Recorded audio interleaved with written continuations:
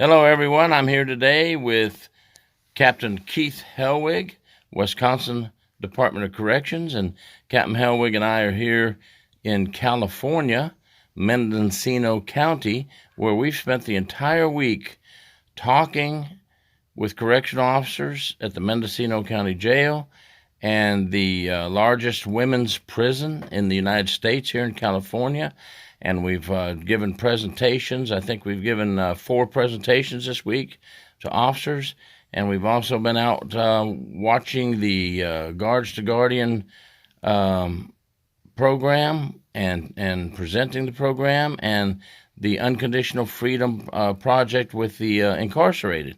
And we've been out with the incarcerated out in their gardens and farms and learning how they like the experience and enjoy being outdoors. Captain Hellwig, thank you for spending a great week with me this week. I really enjoyed being with you. Can you just sum up the week in a nutshell in your own words and what you experienced and what your thoughts are?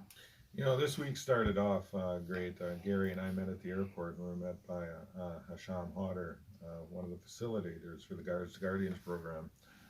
Our first stop was a tour at Alcatraz prison. Now, I'd never been to Alcatraz. It was always something I wanted to go to, and it was just fascinating walking around the entire island and kind of soaking in the history of the island. We were pretty tired. I know I got up at 1:30 in the morning to catch my flight, and I know Gary got up pretty early to catch his flight. Well, by the time we got back to the place we're staying, we were both pretty dead tired. But Gary and I hadn't seen each other for a couple of years. We'd spoken together a couple times. So we just kind of played grumpy old men, sat on our porch, and we talked. And we talked about what we were going to talk about during our presentations. We knew we were going to be presenting at the Mendocino County Jail. I didn't know we were going to be making a meal for all the officers, but we were made aware of that. And the next day, we planned everything. We had meetings with the group from the Guards to Guardians program, the facilitators, and the film crews. I was really surprised that we had cameras following us around all the time. Then we made food. Gary and I took on a whole bushel basket full of green beans and had to cut the ends off them so they'd cook them up fresh for the officers. We made our way out to the Mendocino County Jail, and while we were there, we were able to meet with the sheriff, Sheriff Knowles, I believe his name is. And you could tell he was the type of sheriff who wasn't just a politician, but he was an officer first. And he met us, and just a wonderful guy. We gave a presentation to their administrative staff, and then later on, we gave a presentation to their deputies, and few of the deputies showed up, and we'd prepared a great meal for them. Of course, we ate it too, which was good. But we just had a good time, and the thing that was really odd is I've been a correctional officer long enough, or had been a correctional officer long enough, and so had Gary, that we know that a lot of times when you go to trainings, you can't wait to get the heck out of there. That as soon as that trainer says, okay, that's it, you're up, and bam, you're gone. That wasn't the case here. The officers and the deputies stuck around. They talked with us. They had pictures taken with us. They were interested and asked questions. The next day, we were preparing to go to, well, the next day then, we participated in an inmate program. They have a horticulture program at the Mendocino County Jail. There were 4 inmates on the program, and there was also a staff instructor for them. And we went and watched them harvest in their garden and just the different techniques that they're taught by their instructor. And just to see the pride that these inmates took in their job. they There was a young guy, he was 20 years old, and then there was a couple middle-aged people, and then there was one older gentleman in there. And each and every one of them took so much pride in the job they had. And we watched them working and we watched them learning. And I didn't come up with this point. Gary came up with this point. And I asked them about it at the end of it. While they were working in that jail, when they were working in that garden, they didn't feel they were in jail anymore. It gave them a sense of freedom while they were out there. They forgot about their surroundings. they just knew that they were doing something good, that they were learning something good, and it made a real difference to them. And you could see the pride they took in showing us the produce that they had grown. They had a chicken coop, and the inmates built the chicken coop. One of the first things that happened when we went out on the garden is one of the older inmates had to go over and say good morning to all of his chickens. And we learned that they'd raise these chickens from chicks, and they built the chicken coop for them, and they took care of them every day. And it was just little things like that that you could see the pride that they had in their job. And you could see that the pride the sheriff had in what they had done as well. Well, then we took a 5-hour drive and we went down to Chowchilla.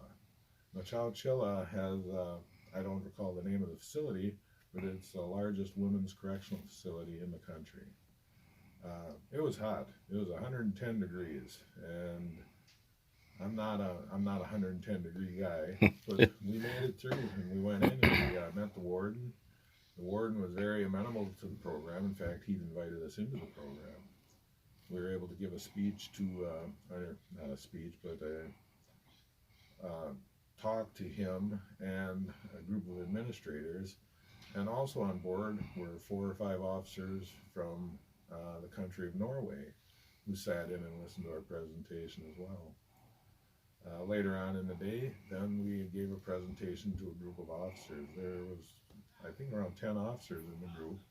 You know, it wasn't a huge group. Like everywhere else, they're understaffed, so they sent who they could to it. But once again, when we got done speaking, the officers didn't just get up and run out of the building. They sat and they talked with us. They asked us questions. We joked around with them. We're both Gary and I were able to relate to them, not as big shot instructors or anything else. We were able to relate to them as correctional officers. And that was my goal during the week. My goal during the week was to reach out to these officers, to let them know that there are people that care, to let them know that they need to support each other, and to let them know how important their job is. One of the things I made sure to point out to every group of officers that I talked to is that when an inmate is in prison, they have contacts with psychologists, they have contacts with chapel personnel, pardon me, they have contact with medical personnel, but the persons they have the most contact with, the person who's going to have the most influence over them at that time, is the frontline correctional officer. You know, and this isn't degrading the jobs of the other individuals. I mean, it's a team effort all the way around. But the fact that the officers are the ones that are with them 24 hours a day, and how the officer's behavior can affect them so much is one of the things I wanted to get across. And hopefully the message did get across. Gary and I had a great time sitting on the porch here at night. We spent one night yelling at everybody that walked by to get the hell off our lawn. And we got a lot of chuckles out of that. You know, we're the old men here. And we just had a good time. The facilitators, Marcus and Hasham, certainly made us feel welcome. They did a great job. One of the coordinators for the group volunteers, Marissa, just a delightful person. Wonderful to talk to, joked around. We ate some great meals here. I think I probably put on 10 pounds in the week we were here, stopping at some of the great meals. We had a great time. California has a lot of natural beauty to it. But man, was it hot in Chowchilla. Yes, it was very hot. 110 beating down on us, and no trees out there. No trees. Very large facility. And now that you mentioned the facility, when we couldn't talk to the 2 groups in the classroom, we had day shift and night shift, the warden approved for us to walk to the dorms, and we went to death row, female death row, condemned, and we spoke to about 5 or 6 officers in there privately. The ones that couldn't get to us, they were nice enough to let us go to and get on the compound. And let me tell you, to get from one housing unit to another in that facility is a very long walk across that compound. Very hot walk across that compound. You know, when we went into the death row or condemned housing unit, whatever you choose to call it, There was a group of officers that were there. There was probably, what would you say, 6 to 8 officers? 6 to 8 officers, and we had a lieutenant and a captain. So we had our own little private talk with them in there, aside from the 2 presentations. Yeah, I know. Well, Gary was out talking to one group of people. I went and sat behind the desk with the group. Yes. And I pulled up a chair and said, "Hey, what's up, guys?" And I introduced myself, and we just talked. We talked about what was going on in their facility. Like all facilities, they're understaffed. Everybody would like to get more pay. I don't care if you make $20 an hour or $60 an hour. You're always going to want more pay. Right. But that was a concern. But they were proud to do the job. It amazed me because in both groups at Mendocino County and at the facility in Chowchilla, we had, in Mendocino County, we had an officer who'd been there less than 3 months. Right. And we had other deputies that had been there 20 years. And when we went to Chowchilla, we had an officer there who was their first month on the job. And there was a female lieutenant in the room. And Gary asked the lieutenant, who's in charge of training this man? And the lieutenant turned and looked at the group and said, "We all are." Isn't that a great answer? We all are. Not one person assigned. We all are in charge of training this person. We're all in charge of making him an officer. And that was kind of funny because Gary asked everybody in the group how much time they had. And of course, this guy had a month, and then there was one with a year. Then there was one with 5 years. There was one with 15. There was one with 25. And Gary, when he asked them, and the one with 1 year spoke up, Gary said, "No, she's an officer. You're not an officer yet. You're still going through the training process. She's an officer." He said, "So look at her." He said, "Then look at this one with the 10 years. That's what you're going to see in 10 years. Well, then I pointed to this old grizzled little fart in the back of the room. I said, "And there's what you're going to be in 25 years. And I'll tell you, this grizzled old fart, he thought that was funny as heck. Yeah, he did. And everybody in the room kind of enjoyed the repartee that we were having at that point. Well, when we do our presentation, we try to be informal. Let's talk to each other, Yeah, and it was nice to relate to them on a personal level as officers. Yeah. It's been a great experience all the way around. They filmed a documentary on the whole thing. I'm waiting for them to put it together. I've seen some of the work that they've done before, and it's fantastic. Well, we saw the documentary that they put together on the Unconditional Freedom Project for the garden programs and things for the incarcerated. Yeah. I thought, wow. So we were surprised about that. This documentary, they filmed all week long to put this documentary together, and they're going to send it out to different places.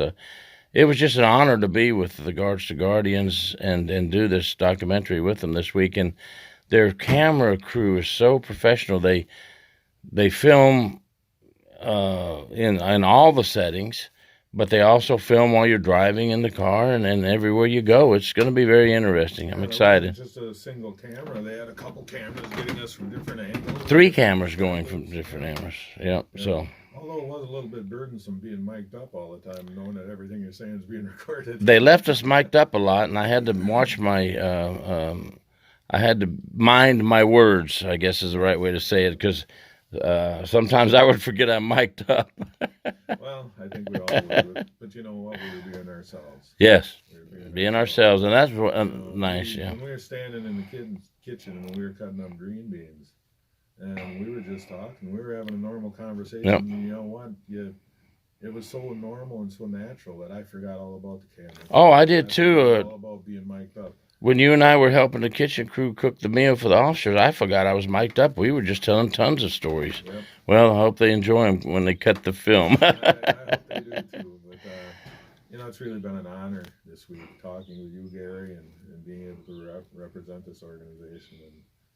Well, I've worked with you in Las Vegas and Tennessee, and now here, and I think we have some future projects together, and I really enjoy working with you. You're a great partner, a great person to talk to officers and relate your experience to them, and I see how they relate back to you very well, and I appreciate it, and I had a super week with you.